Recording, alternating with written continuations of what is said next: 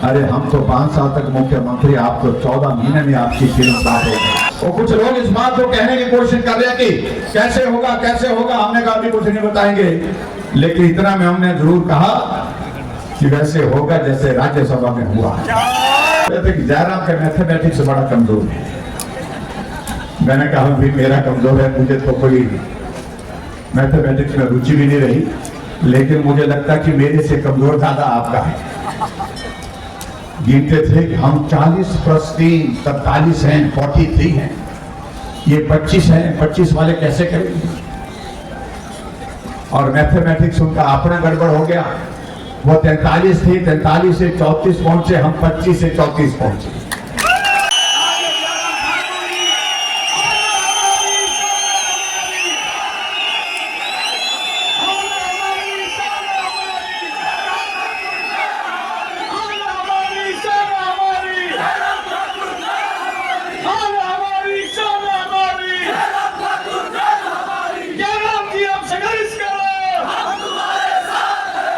जय श्री राम, जय जय श्री राम, जय जय श्री राम। आज के इस बहुत ही जोश भरे कार्यक्रम में, और जिसमें मुझे लगता है कि छोटी काशी की आवाज और बड़ी काशी तक पहुंच रही है, और ये सहयोग है एक तरह का। जब छोटी काशी में भी नामांकन पत्र हुआ भारतीय जनता पार्टी के कैंडिडेट का, और बड़ी काशी में भी भारतीय जनता पार्टी के कैंडिडेट का नॉमिनेशन हुआ, और यहां से आशीर्वाद देने के लिए कंगना जी आप सबके बीच में हैं। और जहां बड़ी काशी की बात है, वहां देश के यशस्वी प्रधानमंत्री नरेंद्र मोदी जी हैं। भाई और बहनों, आज के इस कार्यक्रम में हमारे बीच में भारतीय जनता पार्टी के हमारे राष्ट्रीय उपाध्यक्ष आदरणीय श्री सौदान सिंह जी, जिनका मार्गदर्शन हमको मिलता है सदैव। भारतीय जनता पार्टी के हमारे प्रदेश के जुझारू अध्यक्ष डॉक्टर राजीव बिंदल जी, और भारतीय जनता पार्टी की जुझारू प्रत्याशी जो मंडी लोकसभा क्षेत्र से हैं, और जिन्होंने फिल्म जगत में अपना नाम, अपनी पहचान एक लंबे संघर्ष के बाद जो हासिल की, पद्मश्री अवार्ड आपको मिला है, ऐसी सुश्री कंगना रनावत जी। बहुत गर्मी है, और गर्मी के साथ साथ में जिस प्रकार से आज आप यहाँ पर बड़ी संख्या में यहाँ आए हैं, आपने और भी तापमान बढ़ा दिया है। और मैं सामने देख रहा था, कुछ लोगों ने अपने सिर पर कुछ रखा है, और जिनके सिर में कुछ भी नहीं है वो बहुत परेशान है, मेरे जैसे लोग। लेकिन चिंता मत करिए, सब ठीक होगा। मंडी लोकसभा क्षेत्र के लिए भारतीय जनता पार्टी की आज की इस नॉमिनेशन की रैली में आप सब बहुत दूर दूर से आए। मुझे मालूम है कल से कुछ लोग हमारे साथ ही चले हुए हैं, आज यहाँ पर पहुंचे हैं, और बड़ी संख्या के साथ आए, बड़ी जोश के साथ यहाँ पर आए। मैं आप सबका अभिनंदन करता हूँ, बहुत बहुत स्वागत करता हूँ, बहुत बहुत धन्यवाद।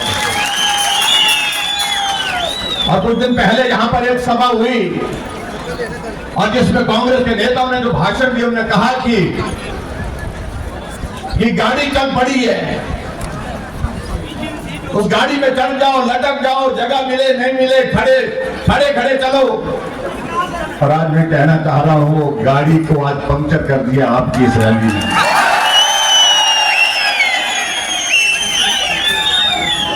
उस दिन तो बड़ी नाटी डाल करके गए थे, लेकिन उनको कल्पना नहीं थी कि यहाँ आज 14 तारीख को जब कंगना जी का नॉमिनेशन होगा तो कुछ बड़ा होगा। वो बड़ा जो आप लोगों ने यहाँ पर करके दिखा दिया, इसके नाम पर तो बहुत बहुत बधाई देता हूं।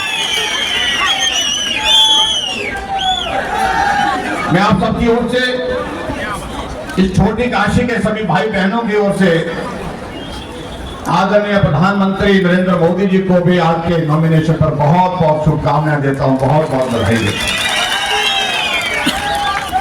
और और कंगना जी को भी बहुत बहुत बधाई और शुभकामनाएं देता हूं आज के इस कार्यक्रम में। यहाँ इस तरह का जोश यहाँ हमारे बीच में है। भाई और बहनों, ये चुनाव देश के लिए हो रहा है, देश के प्रधानमंत्री के लिए हो रहा है, देश की सरकार बनाने के लिए हो रहा है। और जब देश तय कर चुका हो कि चुनाव अभी होना बाकी है, वोट अभी पड़ने बाकी है, गिनती अभी होनी बाकी है, लेकिन देश मन बना चुका है कि आएंगे तो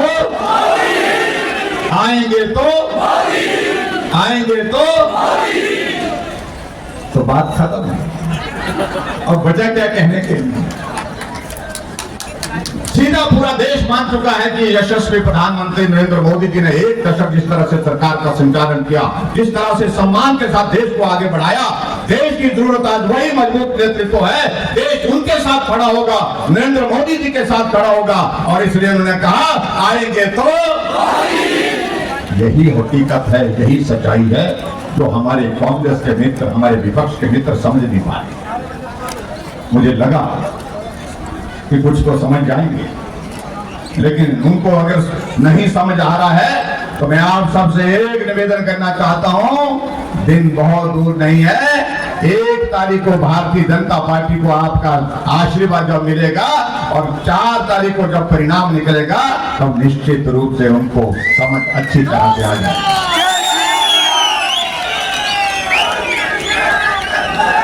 हरियाणा मंडी आकर के लोग बात कर रहे थे, कुछ लोगों ने कई ऐसी भाषा का इस्तेमाल किया, और मैं ये कहना चाह रहा हूं, मंडी को अपमानित करके मंडी से सहयोग की उम्मीद कर रहे हैं वो साथी, मुझे लगता है कि अब की बार उनकी गलतफहमी दूर हो जाएगी, निश्चित रूप से। कांग्रेस की एक नेत्री कहती है ये कौन सी मंडी है? अरे उनको ये मालूम नहीं, ये मंडी मांडव ऋषि की धरती है, मांडव ऋषि की तपस्थली है। मंडी का नाम मांडव ऋषि के नाम पर पड़ा है और वो पूछ रहे हैं कांग्रेस के नेता ये कौन सी मंडी? और जिस तरह से मंडी को बदनाम करने की कोशिश की, निश्चित रूप से मुझे लगता है कि आपकी बार इसकी कीमत भी उनको चुकानी पड़ेगी। अरे मंडी को अपमानित कर रहे हो, मंडी को गाली दे रहे हो और उससे मंडी से आप जीत की उम्मीद कर रहे हो, सहयोग की उम्मीद कर रहे हो। ये 2 चीजें मैं समझता हूं निश्चित रूप से नहीं हो सकती है। और जहां तक यहाँ हिमाचल प्रदेश की अगर बात करूं मैं सरकार की, भाई और बहनों, 15 महीने से सरकार हिमाचल प्रदेश में है और 15 महीने के सरकार का काम एक ही रहा, बंद करो, सब कुछ बंद करो। और मंडी में तो अगर थोड़ा बहुत भी कुछ हो रहा है तो उसको बंद कैसे किया जा सकता है, उसके लिए रास्ते से या कंगना जी कह रहे थे, मैं उन्हीं सारे मुद्दों से शुरुआत करूंगा। अरे जो कांग्रेस के यहाँ पर कैंडिडेट हैं, कांग्रेस के मुख्यमंत्री के साथ यहाँ पर आए थे, जब हिमाचल प्रदेश में कैबिनेट की बैठक में, मंत्रिमंडल की बैठक में सरदार पटेल यूनिवर्सिटी को शिमला के बाद दूसरी यूनिवर्सिटी मंडी में खोली, उस यूनिवर्सिटी को बंद करने का प्रस्ताव आया, उसको छोटा करने का प्रस्ताव आया, उसको अपमानित करने का प्रस्ताव आया, तो दस्तखत करने वाले जो यहाँ के जो प्रत्याशी लोकसभा के लिए कांग्रेस पार्टी के, वो उस बैठक में ऊपर मंडी में जब एयरपोर्ट बनाने की बात के लिए हमने सारी औपचारिकताएं पूरी कर दी, 1000 करोड़ रुपए बजट का प्रावधान रखा था। कैबिनेट की बैठक में निर्णय होता है कि कुछ करने की आवश्यकता नहीं, मंडी वालों ने कुछ नहीं दिया, 1000 करोड़ रुपए तुरंत वापिस ले लिया और पैसा वापिस लेकर के अलग अलग महकमे में जो है उसको बांट दिया। 300 करोड़ मंडी के डेवलपमेंट के लिए यहां पर दिया गया था, वो सारा का सारा पैसा सरकार बनते ही यहां से वापस लेकर के दूसरी जगह दे दिया गया। और मंडी में आगे बढ़कर के भाई और बहनों में ये कहना चाहता हूं, 250 करोड़ रुपए का शिवधाम जो काम जिसका शुरू कर दिया था, 50 करोड़ रुपए का टेंडर हुआ और उसके बाद जो 200 करोड़ रुपए उसके लिए बजट का प्रावधान किया था, वो पैसा भी वापिस लेकर के दूसरी जगह पर दिया गया। और ये श्रीमान जो कांग्रेस के जो कैंडिडेट है मंत्रिमंडल की बैठक में उपस्थित थे, मंडी का विकास रोकने के निर्णय होते रहे और ये श्रीमान जी वहां बैठक में उपस्थित होकर के दस्तखत करते थे। मंडी में मेडिकल कॉलेज मेडिकल यूनिवर्सिटी उसका भवन का काम शुरू होना था, लेकिन बंद कर दिया गया। मंडी में काशी में 12 पुल चले गए, पीडब्ल्यूडी का महकमा उनके पास है, लेकिन कहा था कि 3 महीने के अंदर पुल बना दिए जाएंगे, एक भी पुल अभी तक बना नहीं। आप जाओ क्या हालत है। और भाई और बहनों, इसलिए मैं आप सबके बीच में कहना चाहता हूँ, ये मंडी के विकास की बातें, ये मार्गदर्शन करना मेहरबानी करके छोड़ते हैं। आज बहुत विजन की बातें कहने लगे वो लोग। ये विजन काश अगर उनने अपने परिवार के सदस्यों को अगर दिया होता, वो सांसद थे, 8 बार से सांसद रहे इस मंडी क्षेत्र के, मंडी लोकसभा क्षेत्र में, अगर कुछ किया होता तो मुझे लगता है कि आज सभी इस तरह की परिस्थिति नहीं। हमारे लिए सौभाग्य की बात है भाई और बहनों, हमारे देश के यशस्वी प्रधानमंत्री नरेंद्र मोदी जो मजबूती के साथ देश को आगे बढ़ाने में लगे हुए हैं। और आज हमें इस बात की खुशी है कि 1 दशक नरेंद्र मोदी जी के नेतृत्व में पूरा हुआ, अब दूसरे दशक की शुरुआत आप सबके आशीर्वाद से होने वाली है। और यही मुझे लगता है कि बहुत बड़ी बात है। कई बार मैं सोचता हूं कि कोई चुनाव लड़ते हैं, चुनाव लड़ने के बाद 5 महीने के बाद उस नेता की लोकप्रियता कम हो जाती है। ये अलग तरह की एक परिस्थिति है जो आदरणीय प्रधानमंत्री नरेंद्र मोदी जी की 2014 के चुनाव में जो लोकप्रियता थी, उससे ज्यादा 2019 के चुनाव में लोकप्रियता उनकी बढ़ी, 303 सीटें आई। और जो लोकप्रियता उनकी 2019 के चुनाव में थी, 2024 के इस चुनाव में उससे भी ज्यादा लोकप्रियता उनकी पूरे देश। ये बहुत बड़ी बात है। और आज हम इस बात को कह सकते हैं, हमारा नेतृत्व वो नेतृत्व है जिन्होंने पूरे देश के लिए 1 दशक से काम करने के साथ एक घंटे का आराम नहीं किया। और यहाँ हम इस बात को भी देखते हैं, आज देश के प्रधानमंत्री हमारे नरेंद्र मोदी जी देश के नहीं, दुनिया के सबसे लोकप्रिय नेता हैं, सबसे मजबूत नेता। भ्रष्टाचार समाप्त होना चाहिए, इस बात को लेकर के संकल्प लिया। 10 वर्षों का शासन समाप्त हो गया, लेकिन उसके बाद उंगली उठा करके आज हमारे प्रधानमंत्री जी को कहा नहीं जा सकता जी आप क्यों कर दिया। नहीं तो क्या होता था, 1,36,000 करोड़ का घोटाला, 1,76,000 करोड़ रुपए का घोटाला, यहाँ घोटाला वहां घोटाला, सब जगह घोटाला ही घोटाला, इस तरह की बातें। ये हमारा सौभाग्य है। गरीब लोगों के लिए 80 करोड़ से ज्यादा गरीब लोगों के लिए मुफ्त राशन का प्रावधान किया है, तो हमारे देश के यशस्वी प्रधानमंत्री नरेंद्र मोदी जी ने किया। आज हमारे स्वच्छता मिशन के अंतर्गत 12 करोड़ शौचालय का निर्माण अगर भारत के अंदर किया है, तो हमारे देश के यशस्वी प्रधानमंत्री नरेंद्र मोदी जी ने दिया है। हर घर में गैस का चूल्हा होना चाहिए, उसके लिए काम किया, तो 8 करोड़ से ज्यादा गैस के चूल्हे अगर घर घर में पहुंचाए उज्ज्वला योजना के अंतर्गत, तो हमारे देश के यशस्वी प्रधानमंत्री नरेंद्र मोदी जी ने किया। 14 करोड़ घरों को शुद्ध पेयजल तक पहुंचाया, हर घर को नल और नल में शुद्ध जल, इस काम को पूरा किया, तो हमारे देश के यशस्वी प्रधानमंत्री नरेंद्र मोदी जी ने किया। आयुष्मान भारत के अंतर्गत पूरे देश के गरीब लोगों का इलाज 5 लाख रुपए का हेल्थ कवर देने का काम किया, तो हमारे देश के यशस्वी प्रधानमंत्री नरेंद्र मोदी जी ने किया। और अभी संकल्प पत्र में उन्होंने कहा कि 70 साल के ऊपर जितने भी बुजुर्ग हैं सबको हम हेल्थ कवर देंगे, आयुष्मान भारत का कवर देंगे, इस बात को उन्होंने कहा। देश के गरीब किसानों के लिए किसान सम्मान निधि का प्रावधान अगर किया, तो हमारे देश के यशस्वी प्रधानमंत्री नरेंद्र मोदी जी ने किया। 12 करोड़ परिवारों को 3 लाख करोड़ से ज्यादा का पैसा अभी तक प्रधानमंत्री नरेंद्र मोदी जी दे चुके हैं। और ऐसे हमारे देश के यशस्वी प्रधानमंत्री लगातार काम करते हुए आगे बढ़ रहे हैं। आज भारत की इकॉनमी 5वें स्थान पर आ गई, 11वें स्थान पर थी जब कांग्रेस का शासन था। दुनिया के मशहूर और शास्त्रीय प्रधानमंत्री थे, लेकिन आज भारत बहुत तेजी के साथ आगे बढ़ते हुए और आने वाले समय में भारत की इकॉनमी निश्चित रूप से 3रे स्थान पर पहुंचेगी। ये भी हमारे देश के प्रधानमंत्री नरेंद्र मोदी जी ने किया।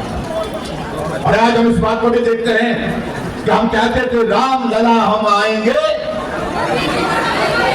क्या बोलते थे, राम लला हम आएंगे, वो मंदिर वही बन गया। भूमि पूजन भी आपने देखा, और भूमि पूजन के बाद आपने भाई और बहनों प्राण प्रतिष्ठा का कार्यक्रम भी हमारे देश के यशस्वी प्रधानमंत्री नरेंद्र मोदी जी के हाथों से होते थे। जय श्री राम, जय जय श्री राम। धारा 370 समाप्त होनी चाहिए, ये बात कहते थे। हमारी आंखों के सामने धारा 370 समाप्त हुई, लोकसभा में, राज्यसभा में बिल पारित होकर के धारा 370 समाप्त हुई।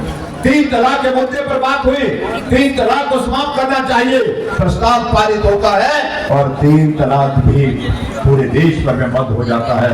और आज इस बात को लेकर के मैं जरूर कहना चाहता हूं, चाहे वो उड़ी की घटना थी जहां हमारे सैनिक शहीद किए रात के अंधेरे में, वहां उसका जवाब सर्जिकल स्ट्राइक के रूप में दिया। जहां पुलवामा में घटना हुई, हमारे सैनिकों के ऊपर हमला हुआ, सैनिक वहां पर शहीद हुए और उसका एयर स्ट्राइक करके जाकर के वहां जवाब दिया गया। दुश्मन अगर देश के अंदर होगा तो यहाँ जिंदा नहीं रहेगा, ना यहाँ जिंदा रहेगा। अगर देश के बाहर होगा ना वहां जिंदा छोड़ेगी। ये हमारे देश के प्रधानमंत्री नरेंद्र मोदी जी ने करके दिखाया। इसलिए भाई और बहनों, मैं बहुत लंबी बातें करूं, मुझे लगता है कि उसकी आवश्यकता नहीं। आप काफी देर से बैठे हैं और मैं एक जरूर बात कहना चाहता हूं माताओं और बहनों के लिए, जिसका मैं जिक्र जरूर करना चाहता हूं। कांग्रेस के लोग फिर आदमी कह रहे हैं फार्म भरो, फार्म भरो, फार्म भरो।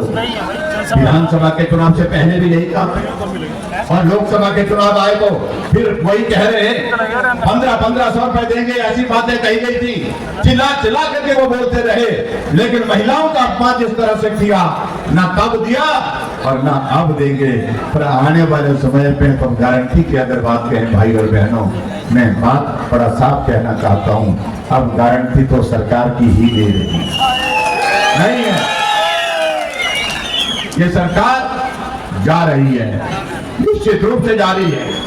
कुछ लोग पूछते हैं कि सरकार का कोई सरकार कैसे चल रही है। हमने कहा सरकार है का, राज्यसभा की सीट बहुमत होने के बावजूद आप हार गए। जो सुप्पू जी कहते हैं कि जयराम जो है वो डायरेक्टर बन रहा है फिल्म का, लेकिन फ्लॉप हो जाएंगे। अरे हम तो 5 साल तक मुख्यमंत्री, आप तो 14 महीने में आपकी फिल्म फ्लॉप हो गई। सबकी सरकार व्यवस्था परिवर्तन की वो फिल्म जो है पूरी तरह से फ्लॉप हो गई। आज तक के इतिहास में हिमाचल प्रदेश में कभी नहीं हुआ ऐसा। 14 महीने के अंतर में, 14 महीने के कार्यकाल में 9 विधायक सरकार को समर्थन दे रहे हैं, जिसमें 6 विधायक कांग्रेस पार्टी के, 3 निर्दलीय विधायक सरकार के खिलाफ खड़े हो। और आज इस बात के लिए कहा जा रहा है कि हम दोषी हैं, भाजपा वाले दोषी हैं। अगर दोषी हैं तो सिर्फ कांग्रेस पार्टी के नेता दोषी हैं और सबसे बड़े दोषी उसके लिए स्वयं मुख्यमंत्री जी हैं, क्योंकि आप सुनने की आदि नहीं है, सुनते नहीं है। ये हम नहीं कह रहे हैं, ये कांग्रेस पार्टी की आपके प्रदेश की अध्यक्षा जो मंत्री की सांसद है वो कहती है।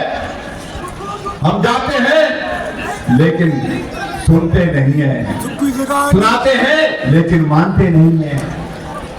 विधायक कहने लगे हम एक बार नहीं, अनेक बार गए, 4 घंटे बैठे, 5 घंटे बैठे, लेकिन मिलने का वक्त नहीं मिला।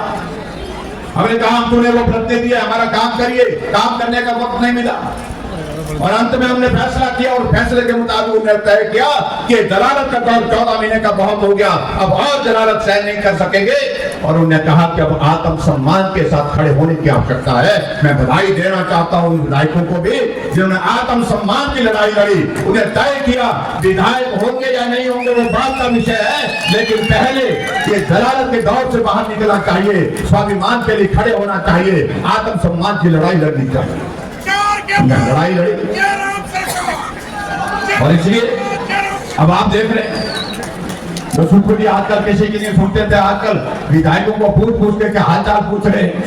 या रवि जी बैठे हैं, जब तक वहां थे तब तक ठीक थे, अब जब वहां से इन्होंने कहा कि आत्मसम्मान के लिए मैं भी खड़ा हूं, मैं ट्राइबल का हूं, लेकिन उसके बावजूद मैं इस सरकार के खिलाफ इस बात को लेकर के अपनी बात कहना चाहता हूं, मौका नहीं दिया। और जब इन्होंने निर्णय लिया तो उनके घर के चलने का जो रास्ता, वर्षों का रास्ता, उस रास्ते पर दीवार लगा। आप कल्पना करें, बदले की भावना किस हद तक जगा चुकी है। और ऐसी सारी चीजों को लेकर के हम आज कुछ नहीं कहना चाह रहे हैं। और कुछ लोग इस बात को कहने की कोशिश कर रहे हैं कि कैसे होगा, कैसे होगा। हमने कहा अभी कुछ नहीं बताएंगे, लेकिन इतना में हमने जरूर कहा कि वैसे होगा जैसे राज्यसभा में हुआ। मैं दूसरा तक कल बोल रहे थे सुप्पू भाई, बोल रहे थे कि जयराम का मैथमेटिक्स बड़ा कमजोर है। मैंने कहा भाई मेरा कमजोर है, मुझे तो कोई मैथमेटिक्स में रुचि भी नहीं रही, लेकिन मुझे लगता कि मेरे से कमजोर ज्यादा आपका है। गिनते थे कि हम 40 + 3 43 हैं, 43 हैं, ये 25 हैं, 25 वाले कैसे करेंगे? और मैथमेटिक्स उनका अपना गड़बड़ हो गया। वो 43 थी, 43 से 34 पहुंचे, हम 25 से 34 पहुंचे। और हिसाब किसका ठीक है? आप अपने आप अंदाजा लगाइए और राज्यसभा की हम सीट जीत गए। और इसलिए मैं आने वाले समय में यही मैं कहना चाह रहा हूँ कि भाई सुखू भाई थोड़ा बच के रहना। ये जो अगल बगल में आपसे है ना, कुछ लोग जो आज तो बोल रहे हैं, आपकी तारीफ कर रहे हैं, सही मायने में पता कर लेना उनके बारे में। हम तो अपोजिशन में है, मैं विपक्ष का नेता हूं, मैं तो आपके सामने खड़ा हूं। हम तो आमने सामने लड़ाई लड़ेंगे। अगर जनहित के मुद्दों पर आप काम नहीं करेंगे तो हम विरोध करेंगे, विधानसभा के अंदर भी विरोध करेंगे, बाहर भी करेंगे। लेकिन जो आपकी कांग्रेस पार्टी की हाईकमान ने एक फैसला लेके रखा है, आप उससे वाकिफ है कि नहीं? लेकिन पूरा देश और पूरा प्रदेश वाकिफ है कि लोकसभा के चुनाव के बाद हिमाचल प्रदेश में नेतृत्व परिवर्तन होगा। ये आपके अगल बगल वाले इंतजार कर रहे हैं।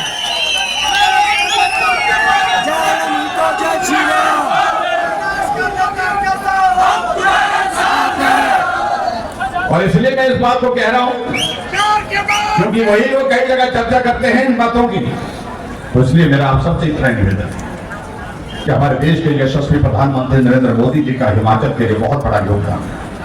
आज ये 4 लेन मिल रही है हमको मनाली के साथ। मनाली से हम चंडीगढ़ जो है यूं दौड़ रहे हैं, यूं वापिस जा रहे हैं, यूं जा करके घूम करके आ रहे हैं। तो ये देन अगर है तो नरेंद्र मोदी जी की। आज अटल टनल रोहतांग अगर 3,500 करोड़ रुपए की लागत से बन करके तैयार हुई है, ये देन है हमारी देश के यशस्वी प्रधानमंत्री नरेंद्र मोदी जी की, जिन्होंने इस काम को पूरा किया। आज ऑल इंडिया मेडिकल इंस्टीट्यूट अगर हिमाचल प्रदेश को मिला है, ऑल इंडिया मेडिकल इंस्टीट्यूट का मतलब हमारे लिए दिल्ली होता था, आज एम्स का मतलब हम हिमाचल वासियों के लिए बिलासपुर है। तो ये देन किसी की है तो नरेंद्र मोदी जी की देन है। आज प्लेटफार्म पूरे देश भर में 3 मिले, 3 में से 1 अगर मिला तो हिमाचल प्रदेश को मिला, ऊना में मिला। अगर ये देन है तो देश के यशस्वी प्रधानमंत्री नरेंद्र मोदी की देन है। आज मेडिकल डिवाइस पार्क पूरे देश में 3 मिले, 3 में से 1 मिला तो हिमाचल प्रदेश के नालागढ़ में मिला। ये देन है तो नरेंद्र मोदी जी की देन है। भाई और बहनों, आज सड़कों की बातें कह रहे हैं जो यहाँ मंत्री हिमाचल प्रदेश में हैं, जो लोकसभा का चुनाव लड़ते हैं। मुझे मालूम नहीं क्या हुआ, मंत्री होते हुए क्यों ये आफत आई उनको, क्यों ये परेशानी में अपने आप को डाल रखे हैं। वो कहते हैं कि 3,000 करोड़ रुपए। अरे कौन सा 3,000 करोड़ रुपए आप लाए? ये 3,000 करोड़ रुपए प्रधानमंत्री ग्राम सड़क योजना का फेज 3 का है, जिसका शिलान्यास आदरणीय प्रधानमंत्री नरेंद्र मोदी जी ने चंबा के चौगान के उस कार्यक्रम में किया, विधानसभा के चुनाव से पहले किया। आप उसका भी श्रेय दे।